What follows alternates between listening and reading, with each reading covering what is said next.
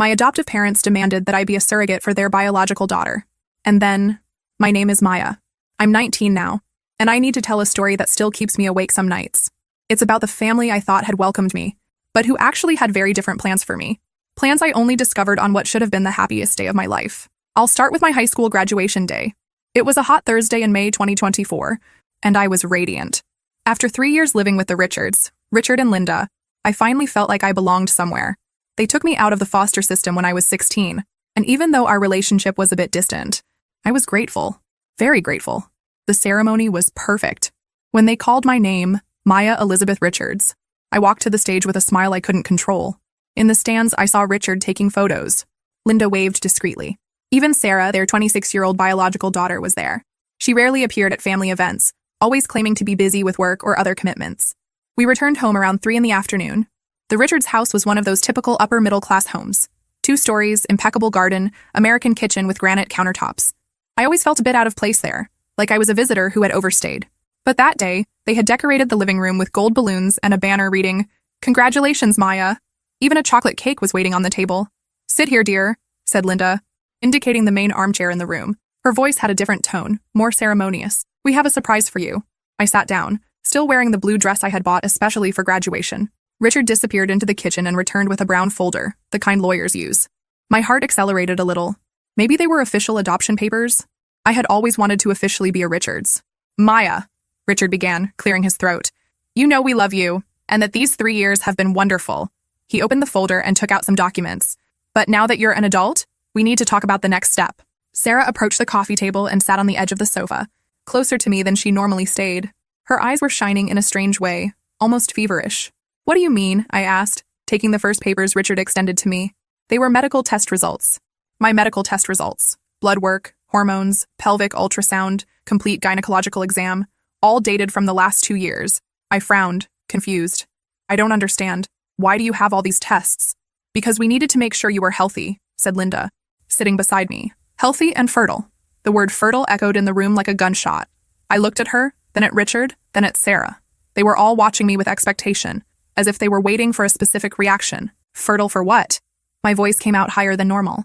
Sarah leaned forward. "Maya, I can't have children. I found out 5 years ago, after 2 years of trying to get pregnant. I did all the possible treatments. The doctors said it's impossible." Her hands trembled slightly. "But I always wanted to be a mother. Always." I'm sorry, Sarah. I didn't know.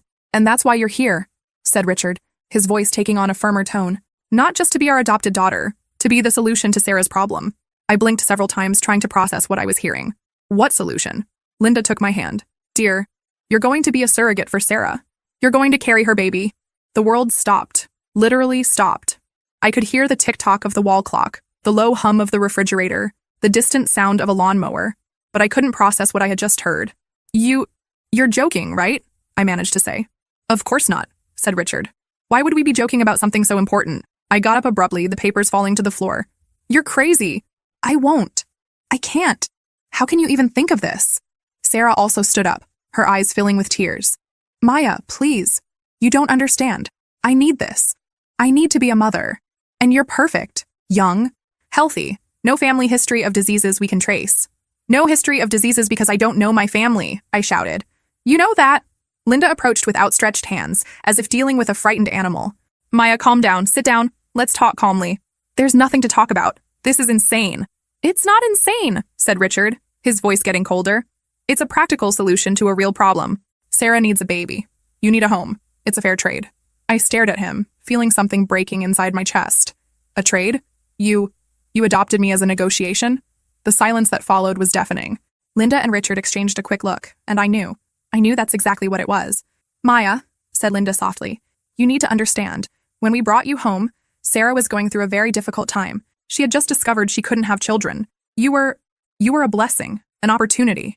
"An opportunity for what? To use me as an incubator?" Sarah burst into sobs. "Please, Maya, I'll die if I don't have a baby. I'll die." I looked at her, at her parents, at the house decorated with graduation balloons that now seemed mocking. Everything suddenly made sense.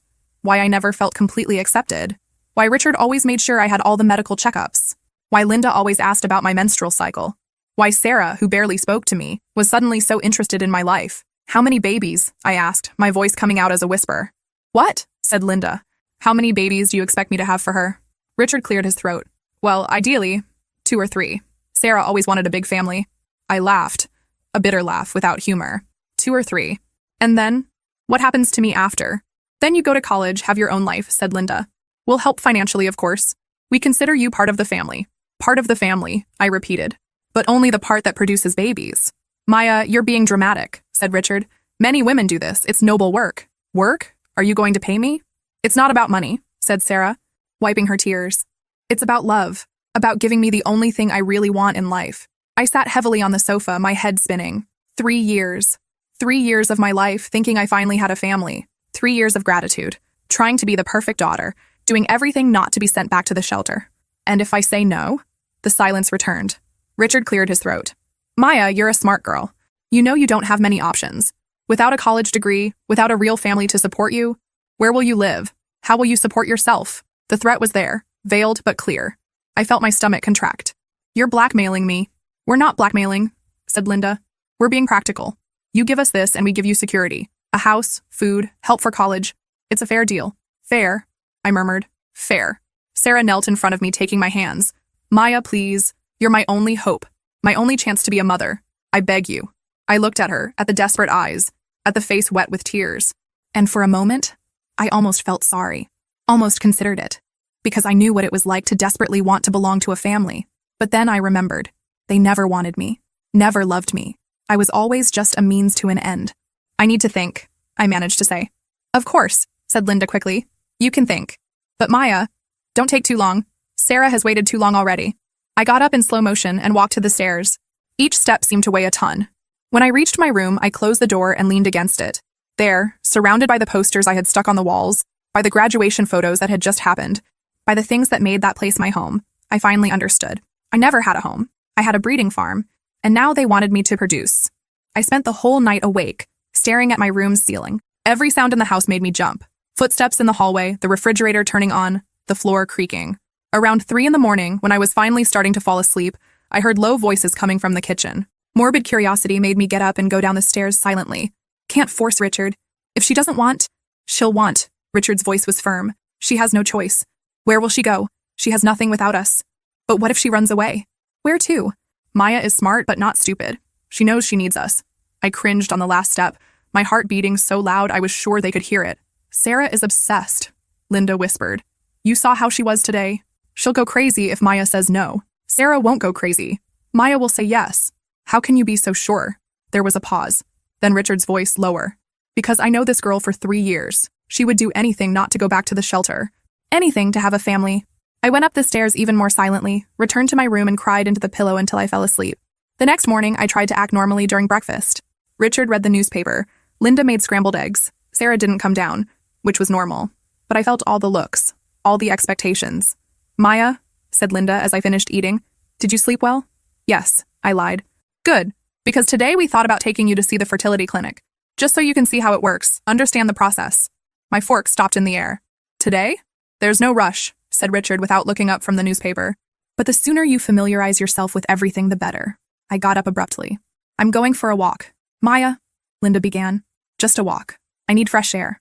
I left through the back door before they could protest. Our backyard opened to a small forest, and I used to walk there when I needed to think. But this time, I wasn't just thinking. I was looking. I had a strange feeling, like I was missing something important, like there was more to this story than they told me. And then I remembered. Richard had gone down to the basement the night before. I had heard the door creaking. The Richards' basement was where they kept old things. Christmas decorations, furniture they didn't use anymore, boxes of papers. I never had a reason to go down there, until now. I waited until Richard left for work and Linda went to the supermarket. Sarah was still in her room. The house was silent when I opened the basement door and went down the wooden stairs. The smell of mold and dust hit me immediately. There were boxes stacked everywhere, some labeled, others not. I started searching systematically, not knowing exactly what I was looking for. It was in the third box that I found it. Medical files, but not mine, from other boys. The first file was marked, Tyler, 2019-2020. With trembling hands, I opened the file. Tyler was 17 when he arrived at the Richards. Foster kid, no known family. There were photos of him, red hair, freckles, shy smile. And there were medical exams, many medical exams, all focused on male fertility. There were also handwritten notes from Richard. Tyler arrived in September. Seems healthy and docile. Schedule specific exams for December. And later, Tyler is getting suspicious about the exams. He's asking too many questions. Maybe it's better to reconsider. The last note was from February 2020. Tyler ran away during the night, left a note saying he wouldn't return. Don't contact the police. Look for another candidate. My blood froze. I took the second file. Marcus, 2020-2021. Marcus was dark-haired, tall, smiled in all photos. Same pattern, extensive medical exams, notes about behavior, and then the same thing. Marcus is reluctant about the exams. He's questioning our motivation. Unsustainable situation. Last note. Marcus left this morning. Said he preferred to return to the shelter than continue here. Don't insist. Look for next candidate. I was shaking so much I could barely hold the papers. There was a third file, thinner than the others. Maya, 2021 present. My own face stared at me from the photos. Me at 16, still too thin, frightened eyes. The notes began. Maya arrived today. Seems more docile than the previous ones. History of abandonment may work in our favor. March 2022. Maya is adapting well. Doesn't question medical exams. Seems grateful to have a home. Sarah is optimistic about this attempt. December 2023. Maya continues cooperative. Exams show excellent reproductive health. Sarah is increasingly anxious to proceed. May 2024. Maya graduated. Time to reveal the real plan. Sarah can barely wait. I let the files fall, feeling nauseous. I wasn't the first. Not the second. I was the third attempt. The one who stayed long enough not to suspect, not to question, to be grateful enough to accept anything. But Tyler and Marcus ran away. They realized something was wrong and ran away. Why didn't I realize? I searched more boxes and found something even worse. A folder with Sarah's notes. Pages and pages of obsessive planning about babies, names, nursery decoration, and a list titled Previous Candidates, with at least 8 names, including some I didn't recognize. 8. They had tried this with at least 8 different children over the years. I sat on the cold basement floor for I don't know how long, processing everything. 3 years of my life. 3 years believing I finally had a family. 3 years being prepared like breeding cattle. I heard footsteps upstairs. Linda had returned. Maya? Where are you? Quickly, I put the files back in the boxes, but not before photographing several pages with my cell phone. I went up the stairs with my heart racing. Linda was in the kitchen putting away groceries. Oh, there you are. Where were you? Just walking around the house. She looked at me for a moment. You're pale. Are you feeling well? I'm fine. Great. Because I scheduled your appointment at the clinic for Monday. Just so you can meet Dr. Peterson. He'll explain the whole process. I nodded mechanically. Sure, Linda smiled. I'm so proud of you, Maya. You're doing a wonderful thing for Sarah. That night, I pretended to be sick so I wouldn't go down for dinner. I heard Sarah knocking on my door around 9. Maya, can I come in? I'm sleeping, I managed to say. Please, I just want to talk. I didn't answer. After a few minutes, she left. But at 11 at night, I heard my door opening. Sarah entered without asking permission, closed the door behind her and turned on the light. We need to talk, she said. I sat up in bed, blinking against the sudden light. Sarah, I said I was sleeping. I don't care. She sat in my desk chair, staring at me. You're avoiding us. You're thinking about saying no. I'm not. Don't lie to me, she interrupted. I know when someone is lying. And you are. I observed her carefully. There was something different about Sarah. A hardness I had never seen before. A determination that bordered on fanaticism. Maya, she continued, you need to understand something. I'm going to have this baby, one way or another. You can do this out of love. Gratitude, obligation, I don't care. But you will do it. And if I don't want to? Sarah smiled, but it was a cold smile. Then you'll find out what happens to foster girls who have nowhere to go. You'll find out what the real world is like for people like you. People like me. People without family, without money, without options. She leaned forward. Do you think you can survive alone out there? You who never worked a day in your life? Who never paid a bill? Who doesn't even have an original birth certificate? My heart accelerated. I have a birth certificate. You have a certificate that my father got for you. You don't even know your real name, Maya. You don't know who your parents are. You don't know where you came from. You don't exist without us. Each word was like a slap, because she was right. I had nothing besides what they gave me. So think carefully, Sarah continued, getting up. You can give us what we want and continue being part of this family. Or you can be stubborn and find out what it's like to live alone in the world. She went to the door, but stopped before leaving. Oh, and Maya, don't think about running away like Tyler and Marcus. We know where you are. We always know.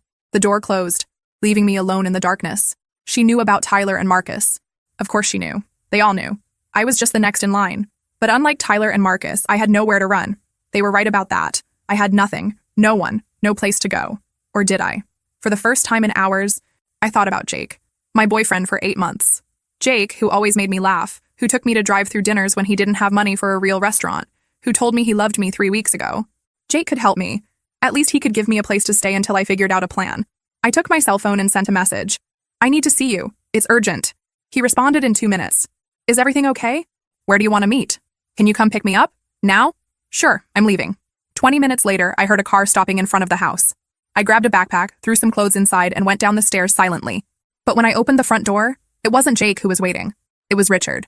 Where do you think you're going, Maya? I froze. I was just... You were running away. He entered the house, closing the door behind him, just like Tyler, just like Marcus. I wasn't running away. Of course you were. You messaged your boyfriend. You packed a bag. He crossed his arms. Did you really think we weren't watching? Linda appeared at the top of the stairs. What's happening? Maya was trying to run away, said Richard calmly. Oh dear. Linda came down the stairs quickly. Why would you do that? We love you. We are your family. You don't love me, I managed to say. You want me as a baby-making machine. That's not true, said Linda. We love you. That's why we chose you for this honor. Honor? Sarah appeared on the stairs too. Yes, honor. Giving life. Creating a family. There's nothing more important than that. I looked at the three of them, cornered in the living room. What about Jake? He's coming to pick me up. Richard smiled. No, he's not. What? Maya, said Linda softly. Did you really think we didn't know about Jake? That we didn't know about your plans? My phone rang. A message from Jake. Sorry, Maya, I can't do this anymore. They told me about your family situation, about you having abandonment issues. I think you need professional help, not a boyfriend. Sorry, but we need to break up. I looked at the message, then at them. You talked to him? We explained the situation, said Richard.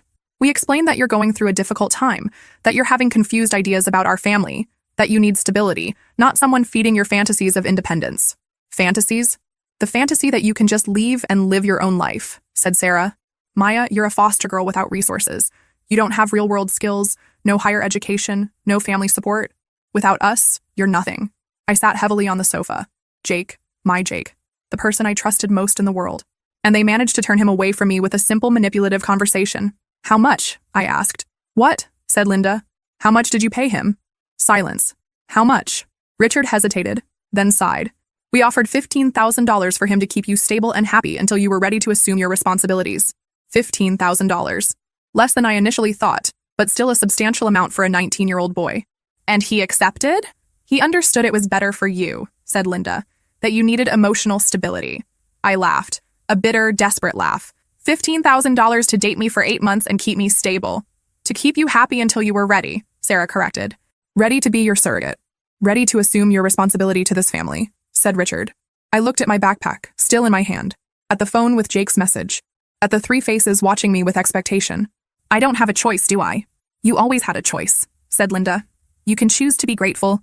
You can choose to give back everything we did for you. You can choose to be part of this family. Or you can choose to find out what the real world is like for people like you, said Sarah. I was silent for a long moment. Then slowly, I let the backpack fall to the floor. Okay, I said finally. I'll do it. Linda smiled radiantly. Oh, Maya, you won't regret it. But I have conditions, I continued.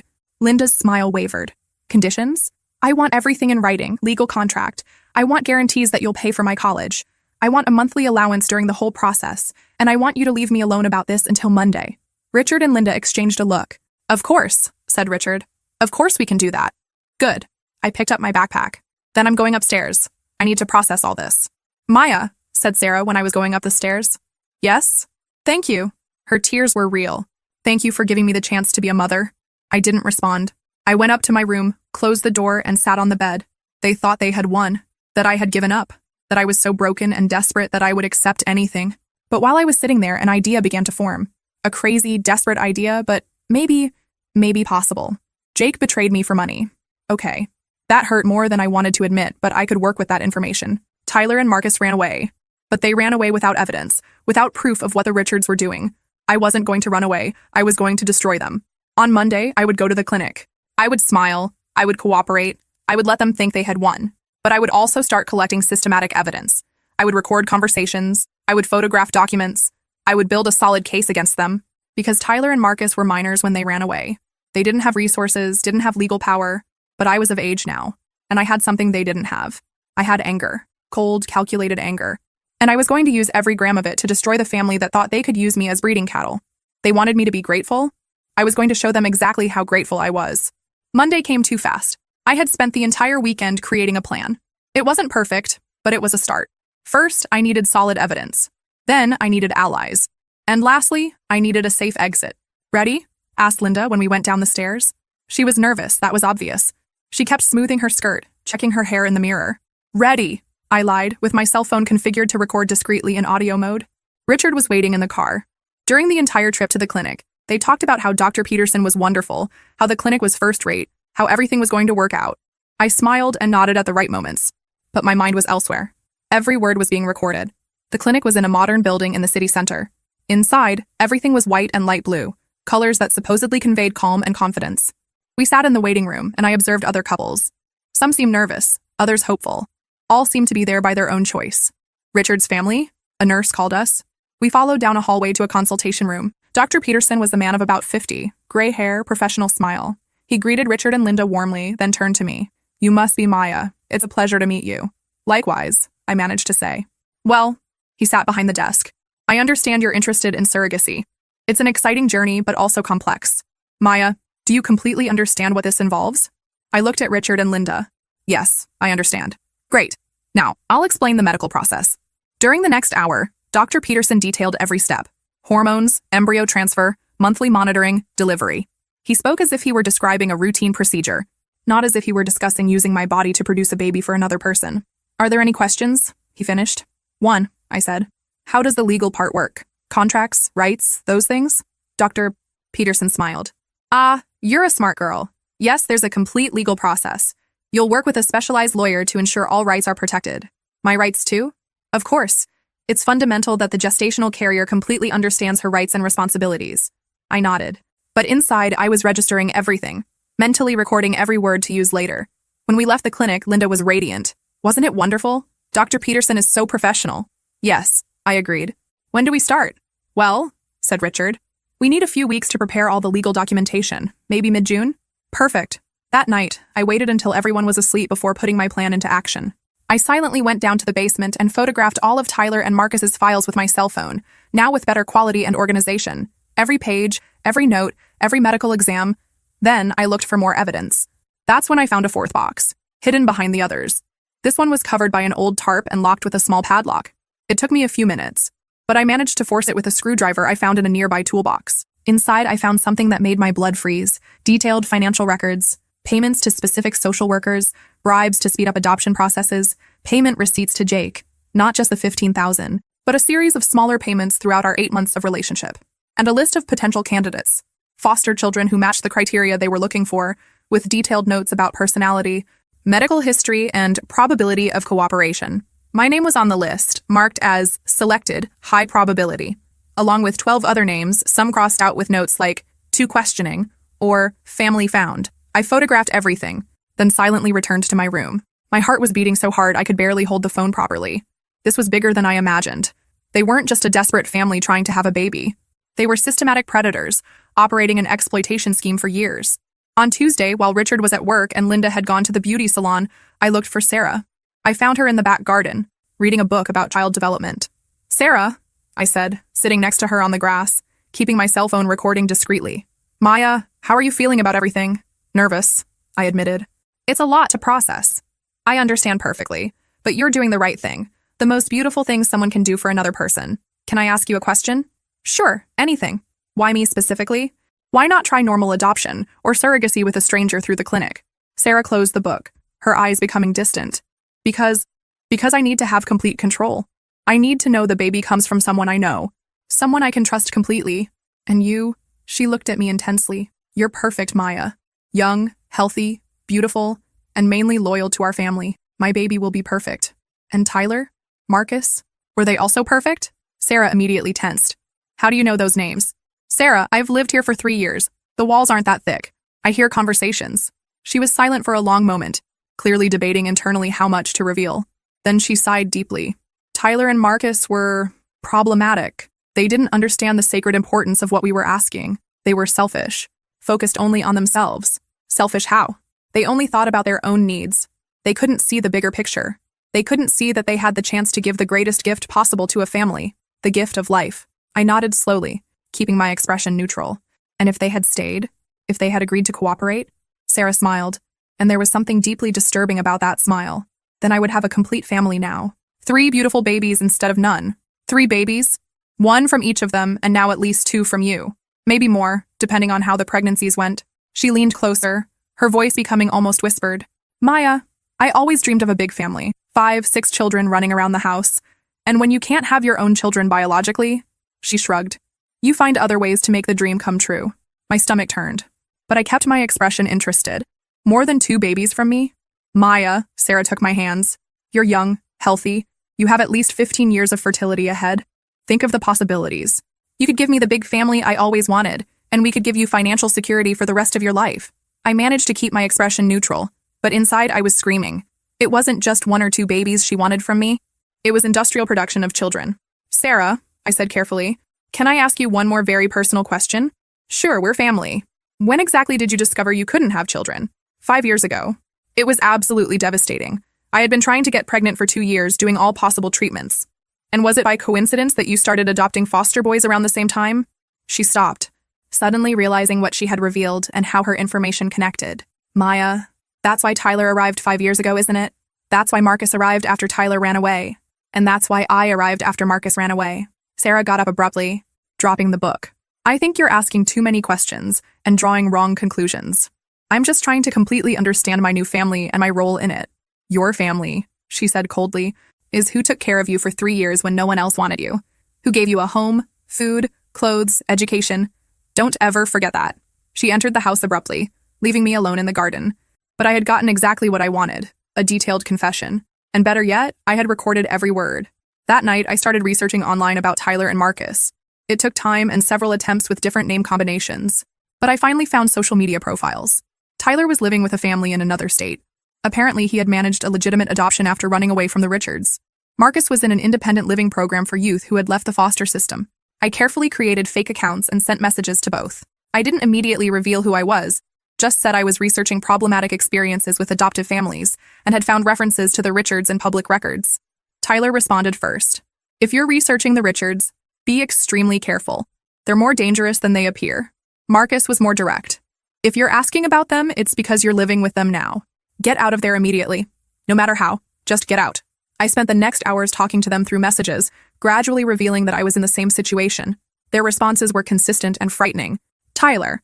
They started with routine medical exams that were very specific, always focused on fertility. When I started questioning, Richard said it was for my own health, but I knew something was wrong. Marcus. Sarah used to show me baby magazines and talk about how wonderful it would be to have a big family. At the time, I didn't understand, but after you tell me about the situation, everything makes sense. They gave me valuable information about how the Richards operated and, more importantly, names of other people who could help. I spent Wednesday collecting even more evidence. I found emails between Richard and Linda on the house computer. They used ridiculously simple passwords, discussing strategies to keep me cooperative and focused on the final goal. I discovered they had really been monitoring my phone for months through a secretly installed app. That's how they knew about Jake in such detail. I photographed the screens showing the monitoring software, and I found something even more shocking. Records that they had done this before, not just with Tyler and Marcus, but with at least 4 other boys over the years, all who didn't adapt and were quickly returned to the system before the real plan could be revealed. I wasn't the 3rd attempt. I was at least the 7th. On Thursday, while Linda was at the spa and Richard at work, I managed access to his office and copied all the computer files to a flash drive I had secretly bought. I found detailed spreadsheets of the costs of the entire project, including monthly bribes to 3 different social workers, payments to Jake, totaling more than $20,000 over time, projected medical costs for multiple pregnancies, and the most shocking, financial projections of how many babies they expected to get from me over the next 10 to 15 years. 15 years. They wanted to use me as a surrogate until I was in my 30s. The plan was even more extensive than I had imagined. There were even cost calculations for maintaining multiple carriers simultaneously, suggesting that I would be just the beginning of a much larger operation. That night, I finally made the decision I had been avoiding. I needed professional help, and there was only one person I thought I could trust, Mrs. Collins, my former social worker. She had been replaced when I turned 18, but had always been genuinely kind to me, unlike some others in the system. I found her number through the social services department and called from a payphone during a walk at the end of the afternoon. Maya? Her voice sounded genuinely surprised when she answered. How are you, dear? How has life been with the Richards?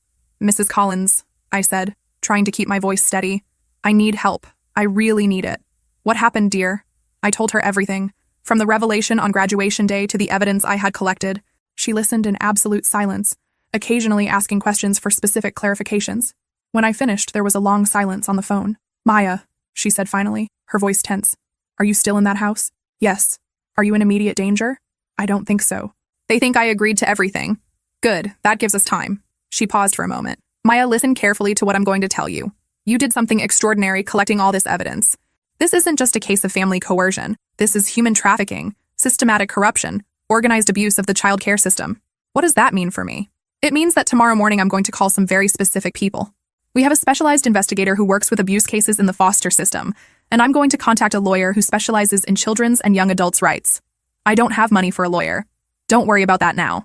This kind of case, there are organizations that will want to help, both to protect you and to prevent this from happening to other children. Mrs. Collins, I said, my voice starting to fail.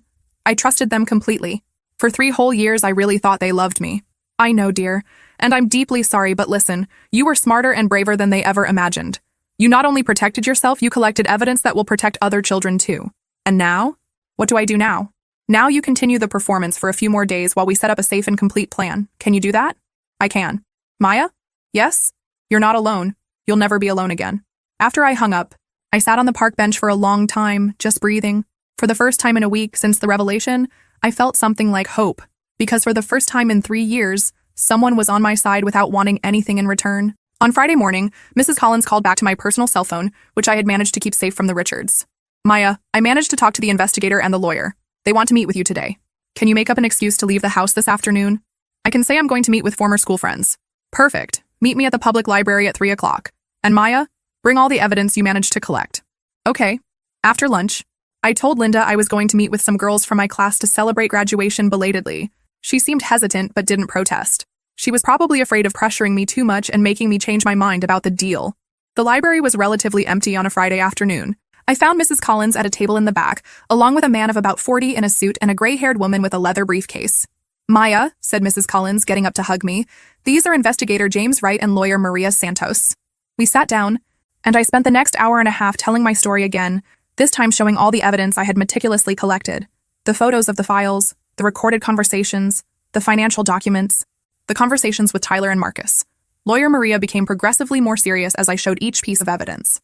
Maya, she said when I finished, this goes far beyond a simple case of family coercion. This is organized human trafficking, systematic corruption of public officials, coordinated abuse of the child protection system. What does that mean?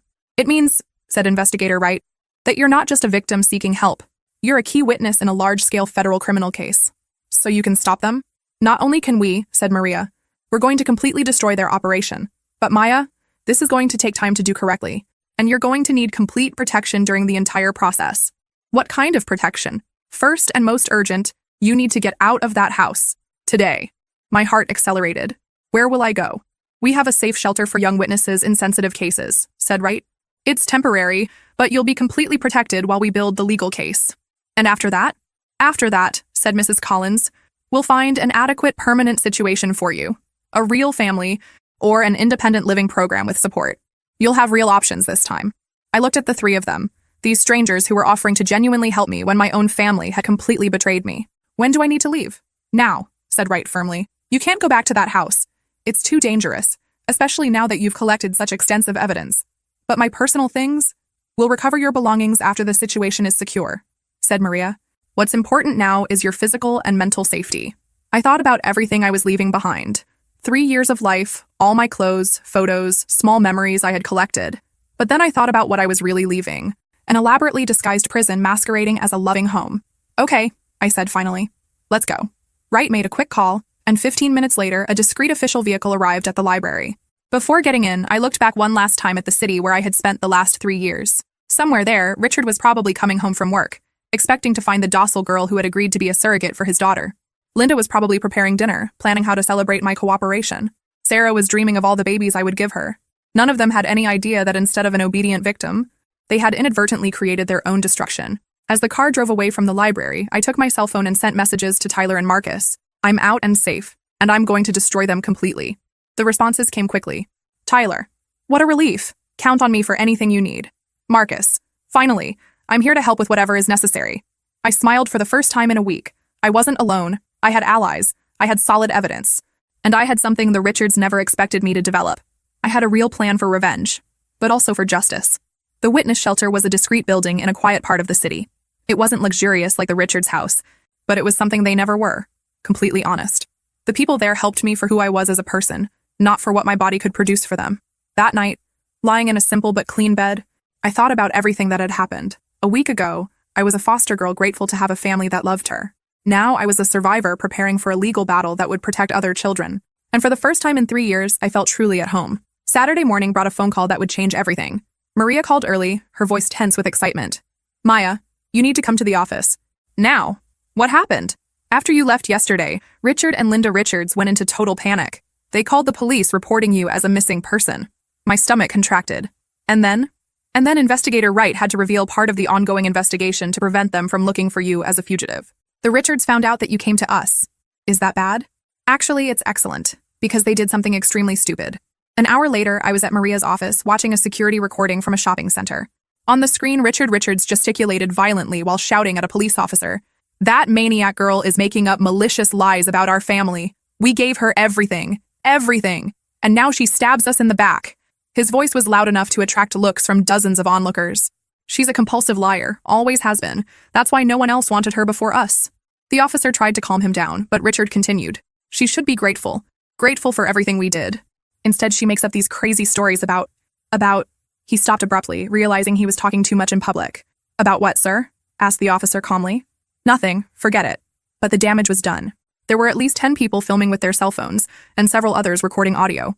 This was last night at North Point Mall, said Wright. The recording has already gone viral on local social media. Richard's meltdown is trending. And there's much more, said Maria, moving to another video. This is from this morning. It was Sarah, in a supermarket parking lot, crying hysterically while Linda desperately tried to calm her down. Where's my baby? She screamed to anyone who would listen. Where's Maya? She promised to give me my baby. A woman who was passing by stopped to offer help. Your baby? Was the girl pregnant? Not yet, Sarah sobbed without thinking. But she was going to be. She was going to have my baby for me. It was our deal. Deal? The woman asked, visibly confused. She was going to be my surrogate. We adopted her specifically for that. Linda quickly pulled Sarah to the car, but several people had heard, and many were filming. Jesus Christ, I murmured. They're completely falling apart. Completely, agreed Wright. And it's not over yet. Since these recordings started circulating, we've received 6 calls this morning from people who know the Richards family, wanting to report strange behaviors they observed over the years. Maria leaned forward. Maya, what you did collecting this evidence was extraordinary and brave. But now we have something even better. They're incriminating themselves publicly, in high definition, for the whole world to see. What does that mean for the legal case? It means, said Wright, that instead of a long and difficult process to prove, they basically confessed their crimes in front of cameras. The district attorney has already called. They want to act quickly. And for me? What does that mean for my life? It means you're completely safe now, said Maria. They can no longer pretend to be a normal family. The mask has fallen publicly. And it means other vulnerable children are protected now. That afternoon, Tyler drove 3 hours to meet me in person. It was surreal to see him face to face after only knowing him through old files and text messages. He was taller than I imagined, with the same shy smile from the photos, but now with confidence that didn't exist when he was with the Richards. Maya, he said when we met at the cafe near Maria's office, you're literally my hero. Why? Because you managed to do what Marcus and I didn't have the courage to do. You stopped them permanently. Marcus arrived an hour later, driving from his city. Unlike Tyler, who had found a real loving family, Marcus was still navigating the independent living system, but he seemed at peace with himself, confident in a way I was still learning to be. Did you see the latest news? Asked Marcus sitting with us. What news? He showed his phone. The local newspaper headline read, Local family investigated for surrogate scheme with adopted minors. It came out 2 hours ago, said Marcus. It's spreading everywhere, radio, TV, news sites, social media. I read the article feeling a complex mixture of satisfaction and sadness. They were being publicly exposed, but it also meant my personal story had become national headlines. How are you dealing with all this exposure? I asked. With pure satisfaction, said Tyler immediately. They destroyed 2 years of my life, made me question if I deserved a real family. I was carrying anger for a long time, admitted Marcus. But seeing them self-destruct this way, it's more satisfying than any revenge I could have planned alone. We spent the rest of the afternoon sharing our experiences in detail. Tyler told me how he started to suspect when Richard insisted on excessively specific, preventive medical exams. Marcus revealed that he had heard Sarah talking about the baby plan with someone on the phone, but couldn't completely understand the context at the time. The difference, said Tyler, is that you were older when you discovered the truth, more mature, and definitely braver and more strategic. I don't feel brave, I admitted. I feel scared and betrayed. It's normal to feel that way, said Marcus. But Maya, you saved other children from going through what we went through. How many other boys would they have exploited if you hadn't stopped them? It was a question I couldn't answer numerically, but that gave me strength to continue with the legal process. On Sunday, things escalated even more dramatically. The Richards story became national when a popular blogger about children's rights picked up the story and amplified it. Hashtags like #ISaveMaya and #StopChildTrafficking started circulating widely. But along with public support came unwanted attention. Reporters constantly called the shelter. Photographers tried to follow me when I went out. My life became a temporary media circus. It was Maria who had the brilliant idea. Maya, she said during our Monday meeting, how about you control the narrative? How? An interview. Just one, with a respectable and experienced journalist. You tell your story your way. Once, and then you don't need to talk to anyone else from the media. I considered carefully. Can I choose who? Absolutely. And can I use this to help other children? That's exactly the point. Then let's do it. The interview was scheduled for Wednesday with Sarah Chen, an investigative journalist known for her compassionate and ethical work with abuse victims. I spent Tuesday mentally preparing, reviewing my story, carefully deciding what I wanted the world to know. It wasn't about personal revenge. It was about protection. Protection for the next children who could be targeted by people like the Richards. Meanwhile, news about the investigation kept coming. Mrs. Collins called me Tuesday with a significant update. Maya, they found more victims. More? 2 different families in other states, following identical patterns. One in Texas, another in Pennsylvania. Your courage in speaking out is allowing other people to come forward. Is that good? It's excellent. It means this is much bigger than we initially thought.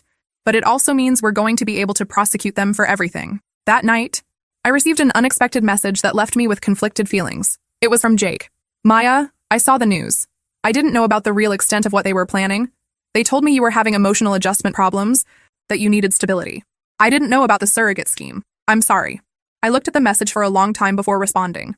You accepted $15,000 to date me, Jake. You may not have known all the details, but you knew something was fundamentally wrong. I know, and I'll have to live with that guilt for the rest of my life. But Maya, I really liked you. It wasn't completely fake. Maybe not, I replied after thinking. But the money made everything false from the beginning. I blocked his number after that. Some bridges cannot and should not be rebuilt. The interview with Sarah Chen aired Thursday night. I watched from the shelter, surrounded by counselors and staff who had become my new temporary family. Seeing my own story on television was surreal. I looked younger on screen, more vulnerable than I felt internally. But my voice was steady when I explained how I had collected evidence, how I had found Tyler and Marcus, how I had finally escaped. What do you want people to understand about your experience? Asked Sarah Chen. That foster children aren't products or commodities, I replied. We're not goods to be used. We're people who deserve real and unconditional love, not love based on what we can do or produce for others. And what's your message for other children who might be in similar situations? Trust your instincts. If something seems wrong, it probably is. And don't be afraid to ask for help. There are genuinely good people in the world who truly care. After the interview ended, my phone didn't stop ringing. Support messages, offers of help, invitations to speak at events. But the message that touched me most came from a 16-year-old girl in another state. Maya, I'm in a strange situation with my adoptive family. After seeing your interview, I think I urgently need help. Can you give me your social worker's number? I immediately sent Mrs. Collins information and called her. An hour later, she called me back. The girl is safe now.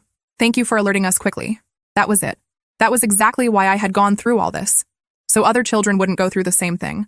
On Friday, the district attorney officially announced charges against Richard, Linda and Sarah Richards. Conspiracy for human trafficking, corruption of public officials, and multiple charges of systematic child abuse. Their licenses to house children were permanently revoked, and all their assets were frozen. They'll probably get between 15 and 25 years each, Maria explained to me, especially with all the evidence you collected and their public confessions. And Jake? He's cooperating completely with the investigation. He'll probably have to return all the money and do extensive community service, but he won't be arrested. I nodded. Part of me wanted him to suffer more, but another part was too tired to care. 2 weeks later, I was finally able to return to the Richards house to recover my personal belongings. The house seemed smaller, darker. The smiling family photos on the walls seemed mocking now that I knew the whole truth. Tyler and Marcus came with me for moral support and security.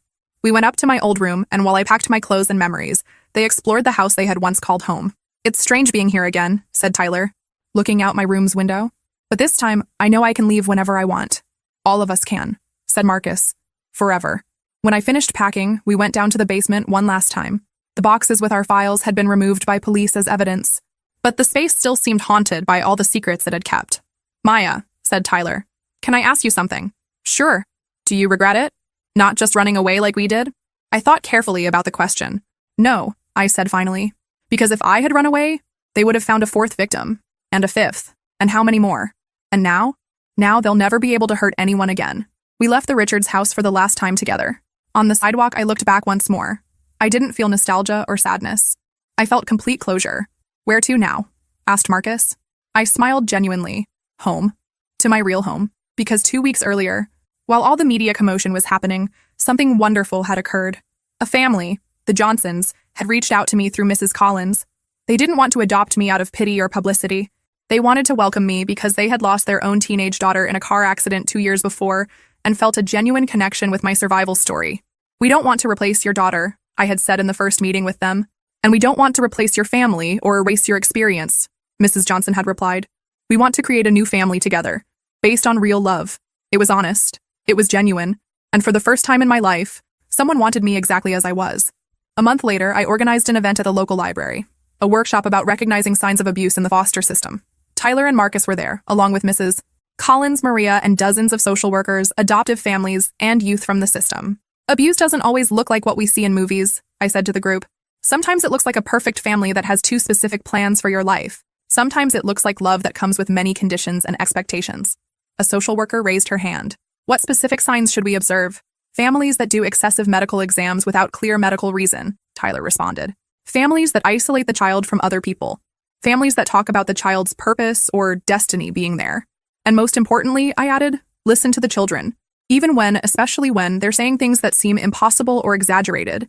Tyler and Marcus tried to communicate their concerns, but no one took them seriously. Marcus nodded. Foster children often aren't believed because people think we're problematic or make things up for attention. But we instinctively know when something is wrong. After the workshop, a woman approached me. Maya, she said, I'm a high school teacher. I have a student who, well, now I'm worried. Can I talk to you about the signs I've observed? I spent the next hour talking with her, and in the end, we had a plan to connect her with Mrs. Collins to properly investigate the situation. Once again, our experience was helping to protect another child. 2 weeks after that workshop, we received the news we were waiting for. Richard Richards had pleaded guilty to all charges in exchange for a reduced sentence of 18 years. Linda did the same, receiving 15 years. Sarah, whose lawyers argued was mentally unstable, was sentenced to 12 years in a psychiatric prison facility. It's over, said Maria when she called me with the news. Officially over, but I knew it wasn't really over. It never would be completely. The emotional scars would remain, the memories would persist. But the danger had passed, and other children were protected. 6 months after the trial, Tyler called me with exciting news. Maya, you won't believe it. I found another Richards victim. Another one? No, not a new one. An old one, from before me.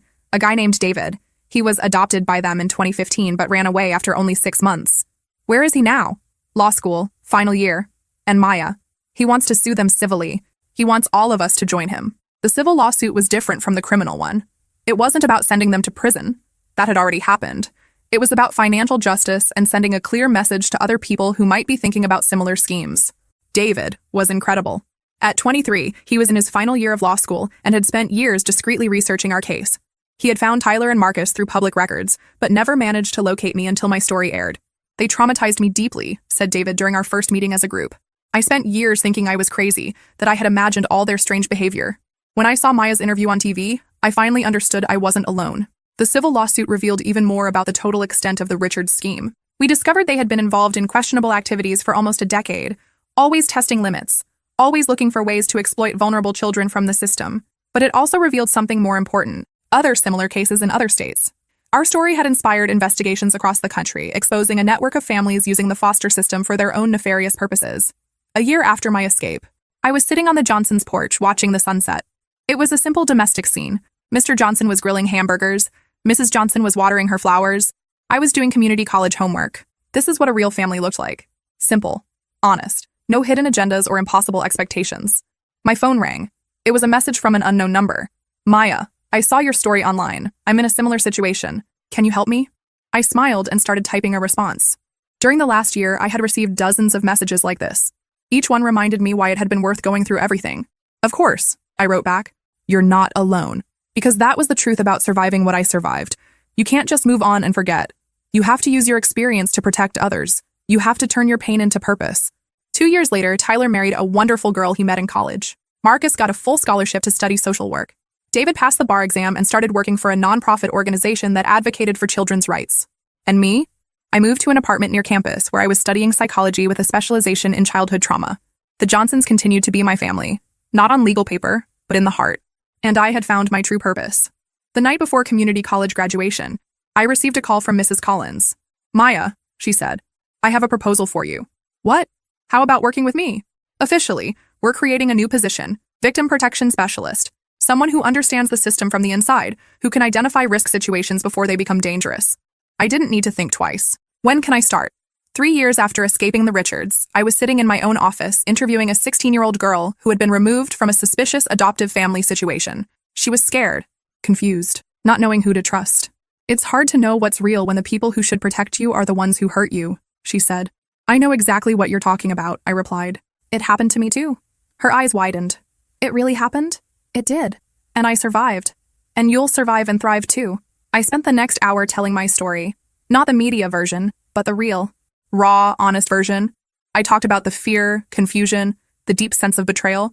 But I also talked about finding inner strength, collecting evidence, fighting back, and finally finding a real family. "What did you do after everything?" she asked when I finished.